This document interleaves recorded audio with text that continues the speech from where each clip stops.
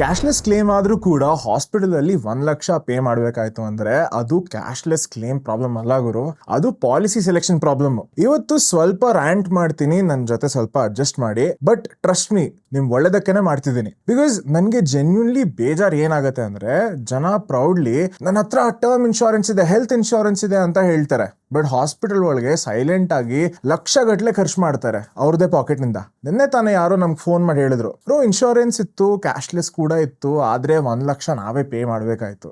And that is exactly the problem. Insurance ಇದ್ದು ಕೂಡ ಅಷ್ಟು ಪೇ ಮಾಡಬೇಕಾಯ್ತು ಅಂದ್ರೆ ನೀವು ಆಕ್ಚುಲ್ ಪ್ರೊಟೆಕ್ಷನ್ ತಗೊಂಡಿಲ್ಲ, ರಿಸರ್ಚ್ ಇಲ್ಲದೆ, ಎಕ್ಸ್ಪರ್ಟ್ ಗೈಡೆನ್ಸ್ ಇಲ್ಲದೆ, ಗ್ಯಾಪ್ ಇರೋಂತ ಒಂದು ಪ್ಲಾನ್ ತಗೊಂಡಿದ್ದೀರಾ. ನೋಡಿ, ಔಟ್ ಆಫ್ ಪಾಕೆಟ್ ಎಕ್ಸ್ಪೆನ್ಸಸ್ ಅಂದ್ರೆ ಸಿಂಪಲ್. ಹಾಸ್ಪಿಟಲ್ ಬಿಲ್ ಅಲ್ಲಿ ಇನ್ಶೂರರ್ ಪೇ ಮಾಡದೆ ನಿಮ್ ಬ್ಯಾಂಕ್ ಅಕೌಂಟ್ ಇಂದ ಹೋಗೋ ಮನಿ ಅಷ್ಟೇ out of pocket expense. Health insurance ಇದ್ರೂ ಕೂಡ ಆಲ್ಮೋಸ್ಟ್ 40% ಜನರು ಇನ್ನೂ out of pocket expense pay ಮಾಡ್ತಾರೆ. ಬಟ್ ಇದು ಆನೆಸ್ಟ್ ಆಗಿ ಹೇಳ್ತೀನಿ, ಸ್ಟೂಪಿಡಿಟಿ. ಯಾಕಂದ್ರೆ ಹೆಲ್ತ್ ಇನ್ಶೂರೆನ್ಸ್ ಇಟ್ಕೊಂಡು ಕೂಡ ಲಕ್ಷಗಟ್ಲೆ ಪೇ ಮಾಡೋ ಸಿಚುವೇಶನ್ ಬರಬಾರ್ದು. ಆ ಸಿಚುವೇಶನ್ ಬರಬಾರ್ದು ಅಂದ್ರೆ ಈ ವಿಡಿಯೋ ನೋಡಿ ಎಂಡ್ ತನಕ. ಈ ಪ್ರಾಬ್ಲಮ್ ರೀಇಂಬರ್ಸ್ಮೆಂಟ್ ಕ್ಲೇಮ್ಸ್ ಅಲ್ಲಿ ಮಾತ್ರ ಆಗಲ್ಲ, ಕ್ಯಾಶ್ಲೆಸ್ ಕ್ಲೇಮ್ಸ್ ಅಲ್ಲಿ ಕೂಡ ಆಗತ್ತೆ. ಕ್ಯಾಶ್ಲೆಸ್ ಅಂದ್ರೆ ಇನ್ಶೂರರ್ ಹಾಸ್ಪಿಟಲ್ ಜೊತೆ ಕೋಆರ್ಡಿನೇಟ್ ಮಾಡ್ಕೋತಾರೆ. ಕ್ಯಾಶ್ಲೆಸ್ ಅಂದ್ರೆ ಝೀರೋ ಪೇಮೆಂಟ್ ಅಂತ ಅಲ್ಲ. ನಿಮ್ ಪಾಲಿಸಿಯಲ್ಲಿ ಗ್ಯಾಪ್ಸ್ ಇದ್ರೆ ನೀವು ಪೇ ಮಾಡ್ಲೇಬೇಕು, ಅಂಡ್ ಕೆಲವೊಮ್ಮೆ ತುಂಬಾ ಪೇ ಮಾಡ್ಬೇಕು. First big reason out of pocket expense ಅಥವಾ ಎಕ್ಸ್ಕ್ಲೂಷನ್ ಏನಪ್ಪಾ ಅಂದ್ರೆ ಡಿಡಕ್ಟೇಬಲ್ಸ್. ಇದು ಟಾಪ್ ಅಪ್ ಮತ್ತೆ ಸೂಪರ್ ಟಾಪ್ ಅಪ್ ಏನಾದ್ರು ತಗೊಂಡಿದ್ರೆ ಅದ್ರಲ್ಲಿ ತುಂಬಾ ಕಾಮನ್. ಡಿಡಕ್ಟೇಬಲ್ ಅಂದ್ರೆ ಇನ್ಶೂರೆನ್ಸ್ ಕಿಕ್ಕಿನ್ ಆಗೋ ಮುಂಚೆ ಮೊದಲು ನೀವು ಒಂದಿಷ್ಟು ದುಡ್ಡನ್ನ ಕೊಡಬೇಕು. ಎಕ್ಸಾಂಪಲ್, ನಿಮ್ ಡಿಡಕ್ಟೇಬಲ್ 3 ಲಕ್ಷ ಇದೆ, ಹಾಸ್ಪಿಟಲ್ ಬಿಲ್ 6 ಲಕ್ಷ ಅಂದ್ರೆ ಇನ್ಶೂರರ್ ಬರೀ ರಿಮೈನಿಂಗ್ 3 ಲಕ್ಷ ಕೊಡ್ತಾರೆ. ಫಸ್ಟ್ 3 ಲಕ್ಷ ನೀವು ನಿಮ್ ಕೈಯಾರೆ ಹಾಕ್ಬೇಕು. ನಿಮ್ ಹತ್ರ ಬೇಸ್ ಪಾಲಿಸಿ ಇಲ್ಲ ಎಂಪ್ಲಾಯರ್ ಕವರ್ ಇಲ್ಲ ಅಂದ್ರೆ ಡಿಡಕ್ಟೇಬಲ್ ಅಬ್ಸಾರ್ಬ್ ಮಾಡಕ್ಕೆ ನೀವು ನಿಮ್ಮ ಕೈಯಾರೆ ಪೇ ಮಾಡಬೇಕು. ಸೆಕೆಂಡ್ ರೀಸನ್ ಏನಪ್ಪಾ ಅಂದ್ರೆ ಕೋ ಪೇಮೆಂಟ್ ಅಂದ್ರೆ ಪ್ರತಿ ಕ್ಲೇಮ್ ಅಲ್ಲೂ ನೀವು ಫಿಕ್ಸ್ಡ್ ಪರ್ಸೆಂಟೇಜ್ ಪೇ ಮಾಡ್ತೀರಾ ಅಂತ ನೀವು ಅಗ್ರಿಮೆಂಟ್ ಅಲ್ಲಿ ಹಾಕಿರ್ತೀರಾ. 10%, 20%, ಕೆಲವು ಸಲ 30% ಹಾಕಿರ್ತಾರೆ ಜನ. ಸೊ ಹಾಸ್ಪಿಟಲ್ ಬಿಲ್ 5 ಲಕ್ಷ ಬಂದಿದ್ರೆ ಪಾಲಿಸಿಲಿ 20% ಕೋ ಪೇಮೆಂಟ್ ಇದ್ರೆ 1 ಲಕ್ಷ ಆಟೋಮ್ಯಾಟಿಕ್ಲಿ ನಿಮ್ದು. ಸೀನಿಯರ್ ಸಿಟಿಸನ್ ಪ್ಲಾನ್ಸ್ ಅಲ್ಲಿ ಇದು ತುಂಬಾ ಕಾಮನ್. ವರ್ಸ್ ಪಾರ್ಟ್ ಏನು ಅಂದ್ರೆ ತುಂಬಾ ಜನರಿಗೆ ಕ್ಲೇಮ್ ಆಗೋವರೆಗೂ ಗೊತ್ತೇ ಇರಲ್ಲ ಅವ್ರ ಪಾಲಿಸಿಲಿ ಕೋಪೆ ಇದೆ ಅಂತ. ಸೊ ಪ್ಲೀಸ್ ಪಾಸಿಬಲ್ ಆದಷ್ಟು ಕೋಪೆ ಇರೋಂತ ಪ್ಲಾನ್ಸ್ ನ ಅವಾಯ್ಡ್ ಮಾಡಿ. 2,000 ಪ್ರೀಮಿಯಮ್ಸ್ ಅಲ್ಲಿ ಉಳ್ಸಕ್ ಹೋಗಿ ಕೊನೆ ಕ್ಲೇಮ್ ಟೈಮ್ ಅಲ್ಲಿ 1 ಲಕ್ಷ ಪೇ ಮಾಡಕ್ ಹೋಗ್ಬೇಡಿ. Third and probably the biggest villain ಏನಪ್ಪಾ ಅಂದ್ರೆ ರೂಮ್ ರೆಂಟ್ ಲಿಮಿಟ್ ಅಥವಾ ರೂಮ್ ರೆಂಟ್ ರೆಸ್ಟ್ರಿಕ್ಷನ್. ಇದು ಜನರು ತುಂಬಾ ಅಂಡರ್ ಎಸ್ಟಿಮೇಟ್ ಮಾಡ್ತಾರೆ. ಎಕ್ಸಾಂಪಲ್, ನಿಮ್ ಪಾಲಿಸಿ ರೂಮ್ ರೆಂಟ್ ಅಲ್ಲಿ 5,000 ಪರ್ ಡೇ ಅಂತ ಹಾಕಿರ್ತಾರೆ ಅನ್ಕೊಳ್ಳಿ, ಬಟ್ ನೀವು ತಗೊಳ್ಳೋ ರೂಮು 8,000. ಜನರು ಏನ್ ಅನ್ಕೋತಾರೆ ಅಂದ್ರೆ 3,000 ತಾನೇ ಡಿಫರೆನ್ಸ್, ನಾನು ಕೊಡ್ತೀನಿ ಬಿಡಪ್ಪ ಅಂತ.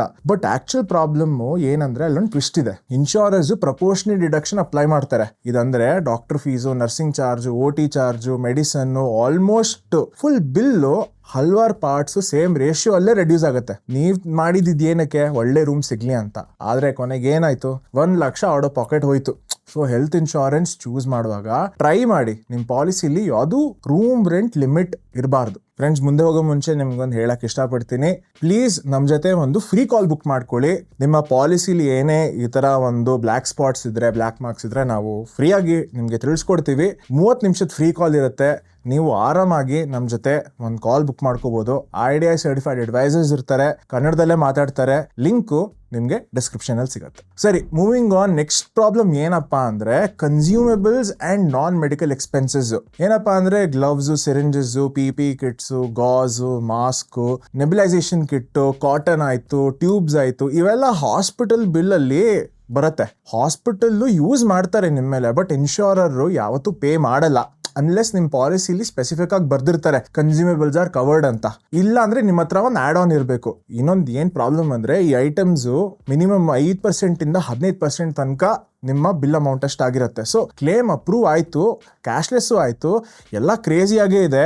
ಕೊನೆಗೆ ನೋಡಿದ್ರೆ 15% ಬಿಲ್ ನೀವೇ ಕಟ್ಟಬೇಕು, ಯಾಕಂದ್ರೆ ಈ ಬೇಸಿಕ್ ಐಟಮ್ಸ್ ಕವರ್ ಆಗಿರಲ್ಲ. ಅದಕ್ಕೆ ಸಿಂಪಲ್ ಆಡ್ ಆನ್ ನಿಮ್ ಪಾಲಿಸಿಲಿ ಹಾಕೊಳ್ಳಿ, ದುಡ್ಡು ಸೇವ್ ಮಾಡಿ. Next reason waiting period and exclusion. ಪ್ರತಿ ಹೆಲ್ತ್ ಇನ್ಶೂರೆನ್ಸ್ ಪಾಲಿಸಿಲಿ ಫಸ್ಟ್ 30 ದಿನ ಇಲ್ನೆಸ್ ಏನು ಕವರ್ ಆಗಲ್ಲ. ಆಕ್ಸಿಡೆಂಟ್ ಬಿಟ್ಟು ಬೇರೆ ಇಲ್ನೆಸಸ್ ಯೂಶಲಿ ಫಸ್ಟ್ 30 ಡೇಸ್ ಅಲ್ಲಿ ಏನು ಕವರ್ ಆಗಲ್ಲ. ನೆಕ್ಸ್ಟ್ ಏನಪ್ಪಾ ಅಂದ್ರೆ pre existing disease waiting period. ಇದು ಯೂಶಲಿ 2 ಇಂದ 3 ವರ್ಷ ತನಕ ಇರುತ್ತೆ. ಡಯಾಬಿಟೀಸ್, ಹೈ BP, ಕೊಲೆಸ್ಟ್ರಾಲ್ ಇಂಥದ್ದು ಏನಾರು ಒಂದಿದ್ರೆ ಫಸ್ಟ್ 3 ಇಯರ್ಸ್ ಕವರ್ ಆಗಲ್ಲ. Next specific surgeries like hernia, cataract, ನೀ ಸರ್ಜರಿ, ಇದಕ್ಕೆಲ್ಲಾನು ಸಪ್ರೇಟ್ ವೇಟಿಂಗ್ ಪೀರಿಯಡ್ ಇರುತ್ತೆ. ಅದಕ್ಕೆ 2 years ಇರುತ್ತೆ waiting period. Specific illness waiting period ಅಂತಾರೆ. ಕೆಲವು ಜನ ಏನ್ ಮಾಡ್ತಾರೆ ಅಂದ್ರೆ ಫೈನ್ ಪ್ರಿಂಟ್ ಓದ್ದೇನೆ, ಗುರು ನಂಗೆ ಮುಂದಿನ ತಿಂಗಳು ಕಿಡ್ನಿ ಸ್ಟೋನ್ ಸರ್ಜರಿ ಮಾಡಿಸ್ಕೋಬೇಕು, ಈಗ ಪಾಲಿಸಿ ತಗೋತೀನಿ ಅಂತ ಅನ್ಕೋತಾರೆ. ಅವ್ರು ಕ್ಲೇಮ್ ಮಾಡಕ್ ಹೋಗ್ತಾರೆ, ಕ್ಲೇಮ್ ರಿಜೆಕ್ಟ್ ಆಗುತ್ತೆ, ಯಾಕಂದ್ರೆ 2 years ವೇಟಿಂಗ್ ಪೀರಿಯಡ್ ಇರುತ್ತೆ. ಸೊ ಯಾವಾಗ್ಲೂ ನೀವು ಪಾಲಿಸಿ ತಗೋಬೇಕಾದ್ರೆ ವೇಟಿಂಗ್ ಪೀರಿಯಡ್ ನ ಪ್ಲೀಸ್ ಒಂದ್ಸಲ ನೋಡಿ. ನೆಕ್ಸ್ಟ್ ಕಾನ್ಸೆಪ್ಟ್ ಏನಪ್ಪಾ ಅಂದ್ರೆ pre and post hospitalisation cover ಅಂತ. ನಿಮ್ ಪಾಲಿಸಿಯಲ್ಲಿ ಬ್ರಾಡ್ ಆಗಿರೋ ಪ್ರೀ ಅಂಡ್ ಪೋಸ್ಟ್ ಹಾಸ್ಪಿಟಲೈಸೇಷನ್ ಇಲ್ಲ ಅಂದ್ರೆ diagnostics, scans, blood test, follow up medication, physiotherapy ಇವೆಲ್ಲ ಕವರ್ ಆಗಲ್ಲ, ನಿಮ್ ಪಾಕೆಟ್ ಇಂದಾನೆ ಹೋಗತ್ತೆ. ಟ್ರಸ್ಟ್ ಮೀ, ಇದು ಚೀಪ್ ಅಲ್ವೇ ಅಲ್ಲ. ಥಂಬ್ ರೂಲ್ ಏನಪ್ಪಾ ಅಂದ್ರೆ ಮಿನಿಮಮ್ 60 ದಿನ ಪ್ರೀ ಹಾಸ್ಪಿಟಲೈಸೇಷನ್ ಇರಬೇಕು, 90 ದಿನ ಪೋಸ್ಟ್ ಹಾಸ್ಪಿಟಲೈಸೇಷನ್ ಕವರ್ ಇರೋಂತ ಪಾಲಿಸಿ ಇದ್ರೆ ನಿಮಗೆ ಬೆಟರ್. ಫೈನಲಿ ಏನಪ್ಪಾ ಅಂದ್ರೆ ಸಮ್ ಇನ್ಶೋರ್ಡ್. ಪ್ಲೀಸ್ ರಿಯಲಿಸ್ಟಿಕ್ ಆಗಿ ಒಳ್ಳೆ ಸಮ್ ಇನ್ಶೋರ್ಡ್ ಜೊತೆ ಸ್ಟಾರ್ಟ್ ಮಾಡಿ. 2 ಲಕ್ಷ 3 ಲಕ್ಷ ಕವರ್ ಅಲ್ವೇ ಅಲ್ಲ. ಮಿನಿಮಮ್ ಒಂದು 10 ಲಕ್ಷ, 15 ಲಕ್ಷ, 20 ಲಕ್ಷ, 25 ಲಕ್ಷ ತನಕ ಹೋಗಿ ನಿಮ್ಗೆ ಎಷ್ಟು ಪ್ರೀಮಿಯಂ ಕಟ್ಟಕ್ಕಾಗತ್ತೆ ಅಷ್ಟು ಕಟ್ಟಿ get a good sum insured plan. ಯಾಕಂದ್ರೆ ನೀವು ತಗೋತಿರೋ ಹೆಲ್ತ್ ಇನ್ಶೂರೆನ್ಸ್ ಇವತ್ತಿಗಲ್ಲ, 10 ವರ್ಷ ಆದ್ಮೇಲೆ ಅವಾಗ ಯೂಸ್ ಆಗ್ಬೇಕು. ಮೆಡಿಕಲ್ ಇನ್ಫ್ಲೇಷನ್ ನಿಮ್ಗೆ ಗೊತ್ತು 5-6% ಇದೆ.